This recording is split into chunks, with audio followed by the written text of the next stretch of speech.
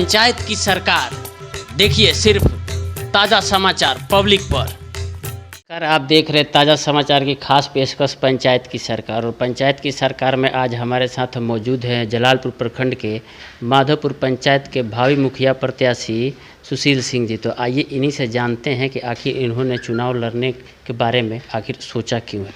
Sir आपका स्वागत है। नमस्कार जी, मेरा नाम सुशील कुमार सिंह उर्फ खादिम सर के नाम से इस क्षेत्र के सारी जनता जानती है। मैं बहुत पहले से बच्चों को पढ़ाता हूं तथा सामाजिक कार्य भी करता हूं, जिसमें हर प्रकार के कागज़ के कार्य के लिए लोग मेरे पास आते हैं। और ये सब देखते हुए यहाँ की जनता मुझे इस बार कही कि आप पंचायत के चुनाव लड़ें, और मैं मुखिया के प्रत्याशी के रूप में माधोपुर पंचायत से चुनाव लड़ रहा हूँ। अच्छा, तो सर आपका एजेंडा क्या रहेगा माधोपुर की जनता के लिए? आपने क्या क्या सोचा है? जी, सर्वप्रथम तो मेरा एजेंडा यह है कि बिहार सरकार चाहती है कि हर व्यक्ति का ज़मीन ऑनलाइन हो जाना चाहिए, और इसमें जनप्रतिनिधि खास करके मुखिया का सहयोग एकदम होना चाहिए, ताकि लोगों की वंशावली बन सके। उस वंशावली के आधार पर हमारे पूर्वजों के नाम पर जो ज़मीन है, उस ज़मीन को हम जो भी व्यक्ति हैं उनके नाम पर मैं करा सकूं, ताकि भविष्य में मेरे पंचायत में किसी भी प्रकार का ज़मीनी विवाद ना रहे। और जब शांतिपूर्वक सारे लोग रहेंगे तो पंचायत का विकास अपने आप होगा। मुख्यमंत्री का एक ड्रीम प्रोजेक्ट है 7 निश्चय योजना, वो माधोपुर पंचायत में कहाँ तक सफल है? देखिए, 7 निश्चय योजना में जो नल जल है, वो नल जल ज़मीन के कम से कम 3 फीट नीचे देना है। 1 फीट भी नीचे हो तो पानी गर्म नहीं होगा। लेकिन जहाँ तहाँ मैं देखता हूँ कि ज़मीन के ऊपर ही नल जल का पानी पाइप लगाया गया है। उससे जो पानी निकलता है, यदि 1-2 बाल्टी नहीं गिराया जाए तो पानी कूला करने लायक नहीं होता है। और पानी एकदम गर्म रहता है, तथा वह पानी इतना ना बास करता है कि उसको लेकर के आप पी नहीं सकते। जबकि मुख्यमंत्री की यह स्वच्छता अभियान में नल जल योजना का मतलब है कि शुद्ध पेयजल सबको मिलना चाहिए। कुछ ऐसे भी जगह हैं जहाँ पर कि अभी तक नल जल पहुँचा नहीं है। नल जल को घर के अंदर नल देना चाहिए, लेकिन अधिकांश जगह घर के बाहर नल है, जो कि इसी तरह से पानी वेस्ट होते रहता है। जबकि इस पानी की समुचित व्यवस्था हो तो पानी नुकसान नहीं होगा। इस पंचायत में, माधोपुर के पंचायत में हमने भी क्षेत्र में घूमा हुआ है। वहाँ के लोग कह रहे हैं आपको, क्योंकि ज़्यादा लोग सुशील सिंह के नाम से नहीं, खादिम सर के नाम से जानते हैं, तो इसका भी फायदा आपको मिल सकता है? जी हाँ, खादिम्स का तो इसमें मैंने व्यवसाय जलालपुर क्षेत्र में शुरू किया, और मैं एजुकेटेड था। जो कुछ भी होता था, लोग लड़कों से बोलते थे कि चले जाओ खादिम सर के पास, थोड़ा सा गाइड कर देंगे। और मैं जनता से जुड़ा, जनता मेरा नाम जानती नहीं थी कि सुशील कुमार सिंह मेरा नाम है, लेकिन जनता मुझे खादिम सर के नाम से जानती है। आज भी कोई काम होता है तो लोग कहते हैं चलिए खादिम सर के पास, आपको इसका बता देंगे कि कैसे काम होगा। तो ये मेरे बारे में सारे लोग जानते हैं कि बहुत एजुकेटेड पर्सन है। और मेरा सेकेंड एजेंडा पंचायत में ये है कि पंचायत के हर विद्यालय का एजुकेशन टॉप क्लास का हो, ताकि आज जो प्राइवेट स्कूल के प्रति लोगों का रुझान है, क्योंकि सरकारी विद्यालय में पढ़ाई नहीं होती है, गुणवत्ता वाले शिक्षक, तो गुणवत्ता शिक्षक हैं लेकिन शिक्षा नहीं दी जा रही है। शिक्षक हैं, शिक्षक तो सरकारी स्कूल में सारे कॉम्पिटिटिव से आए हुए हैं, कंपटीशन से आए हुए हैं, या मेरिट पर ही आए हुए हैं, तो गुण तो है उसमें, लेकिन उस सही तरीक़े से व्यवस्था नहीं होने के कारण शिक्षा का विकास नहीं हो रहा है।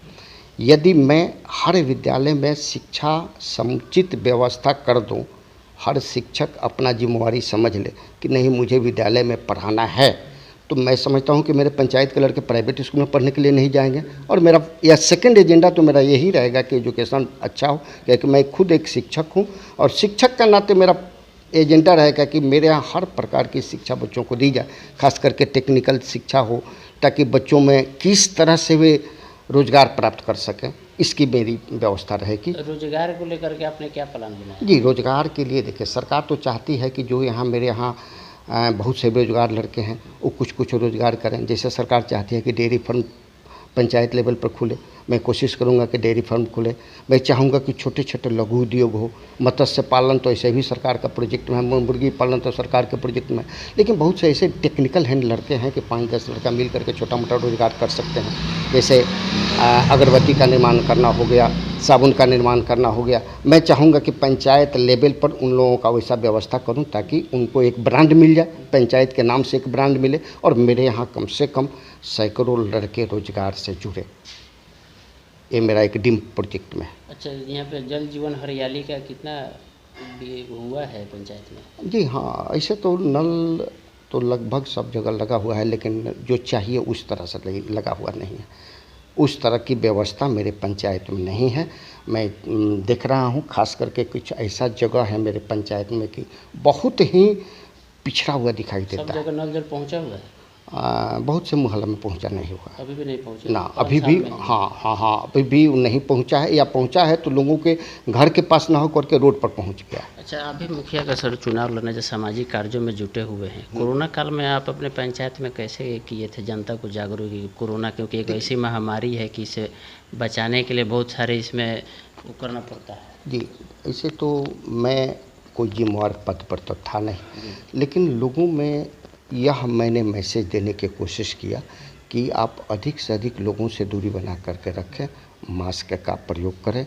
जब भी आप बाहर निकलते हैं और बाहर से आते हैं तो सैनिटाइजर नहीं है तो कम से कम घर में साबुन है, साबुन से हाथ धो करके, पैर धो करके, चप्पल धो करके घर में प्रवेश करें। कपड़ा है तो कपड़ा उतार करके उसके साफ़ सुथरा कर दें, कपड़ा लेकर के घर में प्रवेश न करें। और ये एक समझिए कि छुआछूत की बीमारी थी, एक दूसरे से संपर्क में आने से फैलती थी। तो मैंने चाहा कि हर व्यक्ति अलग अलग संपर्क में रहे, दूरी बनाकर रखे। कोई काम हो तो थोड़ा सा दूरी बनाकर बातचीत करें। और मैंने अपने तरह से एक शिक्षक के नाते, शिक्षा के माध्यम से मैंने लोगों में जागरूकता फैलाने का प्रयास किया। अंतिम सवाल सर, आप तो क्षेत्र में भ्रमण कर ही रहे हैं, क्या जनता रिस्पांस दे रही है? हाँ, जनता तो रिस्पांस दे रही है। जनता चाहती है कि एक ऐसे व्यक्ति, शिक्षित व्यक्ति यदि हमारा मुखिया बन जाता है तो बहुत सारे काम आज तक कोई भी मुखिया नहीं कर पाया है। जैसे बहुत से गरीब लोगों का राशन कार्ड नहीं है, बहुत से गरीब लोगों का इंदिरा आवास नहीं मिला हुआ है, या मैं कुछ जगह ऐसा देख रहा हूँ कि जहाँ पर कि नली का पानी का निकासी नहीं है, गंदगी में रह रहा है। तो मेरा तो एक टारगेट है कि पूरे पंचायत में स्वच्छता का निर्माण हो जाए, कहीं भी गंदगी ना हो। और इसमें यदि मैं सफल हो गया तो मैं भी धन्य समझूंगा कि एक मुखिया होकर के, जनप्रतिनिधि होकर के मैंने कुछ समाज के लिए अच्छा कार्य किया। धन्यवाद समय देने के लिए। तो ये हमारे साथ थे माधोपुर पंचायत के भावी मुखिया प्रत्यक्ष। इन्होंने कहा कि अगर हम पंचायत की जनता हमें मुखिया बनाती है तो शिक्षा, रोजगार, बिजली, पानी, सड़क, यानी कि रोटी, कपड़ा, मकान, तीनों की सुचारू रूप से व्यवस्था इस पंचायत में की जाएगी। सबसे पहले इन्होंने कहा कि सबसे पहले मेरी प्राथमिकता शिक्षा को लेकर के रहेगी, क्योंकि शिक्षा अगर गुणवत्ता की दी जाएगी तभी बच्चे यहाँ से आगे बढ़ेंगे। और दूसरा कि इन्होंने ज़मीन की सारी कागजात ऑनलाइन हो ताकि वंशावली लोगों की बन सके और आगे पंचायत के हमारे जनता को कोई दिक्कत ना हो सके। फिलहाल अमन के साथ यशवंत की रिपोर्ट।